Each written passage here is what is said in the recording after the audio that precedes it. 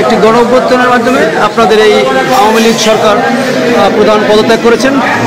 এই পদত্যাগের পরেই এই দেশব্যাপী এই সংঘাত, এই কিছুটা নৃশংসতা। আসলে আপনাদের এই অবস্থায় আপনাদের 10 নং উপজেলা আওয়ামী লীগ আসলে কীভাবে ঐক্যবদ্ধ হতে চাচ্ছেন অথবা কী চিন্তা করেছেন? সেন্ট্রালি আপনাদের আসলে কি নির্দেশনা? ধন্যবাদ। আমাদের কোনো নির্দেশনা সেন্ট্রাল এখন পর্যন্ত পাইনি, তবে আমরা 15 আগস্ট সর্বকালের সর্বশ্রেষ্ঠ বাঙালি জাতির পিতা বঙ্গবন্ধু শেখ মুজিবুর রহমানের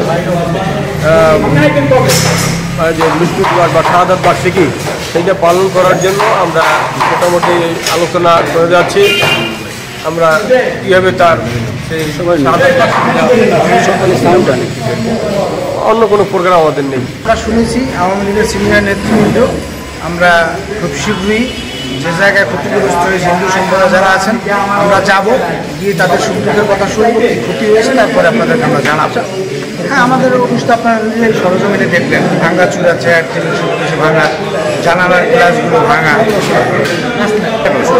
এবছর 15ই আগস্টের ব্যাপারে আমাদের জেলা আওয়ামী লীগের সম্মানিত সভাপতি জনাব কাজী আলমগীর সাহেব ইতিমধ্যে জননেত্রী বাংলাদেশ আওয়ামী লীগের সভানেত্রী সাবেক প্রধানমন্ত্রী জননেত্রী শেখ হাসিনার সাথে সে ফোনে আলাপ করেছে। শেখ হাসিনা তাকে নির্দেশ দিয়েছে যে ধানমন্ডিতে সারা বাংলাদেশ থেকে অগণিত লোক যে ধানমন্ডিতে বঙ্গবন্ধুর সেই বাসভূমি, সেই ধানমন্ডিতে আমাদের কেন্দ্রীয়ভাবে 15ই আগস্ট উদযাপিত হবে। আমরা এই 15ই আগস্টটা যথাযথভাবে আমরা পালন করব এবং আমাদের যে ক্ষয়ক্ষতি হয়েছে তা তো আপনারা নিশ্চয়ই দেখতে পাচ্ছেন। আমাদের সংখ্যালঘুর উপর হামলা হচ্ছে এবং ওয়ার্ড থেকে ইউনিয়ন পর্যন্ত প্রতিটা আওয়ামী লীগের অবশ্যই একই অবস্থা। তো আমরা এটা তীব্র নিন্দা জানাই। তো আমরা চাই যে 15ই আগস্ট আমরা সবাই ঐক্যবদ্ধ হয়ে 15ই আগস্টটা যথাযথভাবে আমরা পালন করব।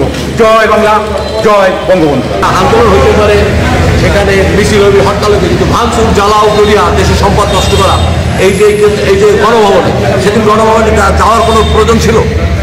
যেহেতু নেত্রী সে চলে গেছে, নিজের দিয়ে সে চলে গেছে, কিন্তু তারপর গণভবনে হয়ে তার যে দৃশ্যগুলো সারা বিশ্বে দেখছে, সংসদ ভবনে ঢুকে তারা যে সমস্ত কাজ করছে, স্পিকারের চেয়ারে বসে মাননীয় স্পিকার আমার একটা বিড়ি দেন, এগুলো এতে আমাদের বিশ্বে আমাদের ভাবমূর্তি আমাদের আছে, বাঙালির আছে। তো যাই হোক, আমরা চাই যে হ্যাঁ, সামনে নির্বাচন হবে, সেই নির্বাচনে আওয়ামী লীগ অবশ্যই সে পার্টিসিপেট করবে।